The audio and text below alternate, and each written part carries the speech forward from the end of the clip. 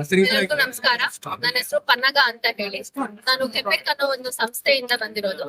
ಕೆಪೆಕ್ ಬಂದ್ಬಿಟ್ಟು Karnataka state agriculture produce export corporation limited. So KAPPEC ಬಂದ್ಬಿಟ್ಟು state nodal agency for implementing PMFME scheme. PMFME ಬಂದ್ಬಿಟ್ಟು prime minister formalisation of micro food processing enterprises ಅಂತ.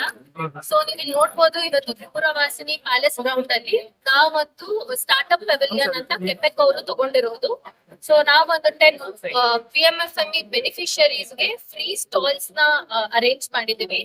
You can also see their products, different varieties of products like millet in the ice creams ಮಾಡಿದ್ದಾರೆ, different varieties of millet cookies ಇದೆ, biscuits ಇದೆ, ಮತ್ತೆ millet malt ಗಳಿದೆ, super nuts ಅಂತ ground nut ಇಂದ varieties of snacks ಮಾಡಿದ್ದಾರೆ. So different varieties of products ಇದೆ. ಹೇಗೆ ಈ ಸ್ಕೀಮ್ ಅಲ್ಲಿ ಉಪಯೋಗ ಮಾಡ್ಕೊಳ್ಳೋದು ಅಂದ್ರೆ, ಈ scheme under up to 50% of subsidy ಸಿಗುತ್ತೆ. Like who want to start up their food industries, ಯಾರ್ಯಾರಿಗೆ ಇಂಡಸ್ಟ್ರಿ ಫುಡ್ ಎಂಟರ್ಪ್ರೈಸಸ್ ನ ಸ್ಟಾರ್ಟ್ ಮಾಡಬೇಕು, ಇಂಡಸ್ಟ್ರಿ ಸೆಟಪ್ ಮಾಡಬೇಕು, ಅವ್ರಿಗೆ ಬಿಸ್ನೆಸ್ ಸ್ಟಾರ್ಟ್ ಮಾಡಬೇಕು, ಒಳ್ಳೆ ಅವಕಾಶ ಸರ್ಕಾರದಿಂದ ಸೆಂಟ್ರಲ್ ಸ್ಟೇಟ್ಸ್ 50% ಸಬ್ಸಿಡಿ ಸಿಗ್ತಾ ಇದೆ.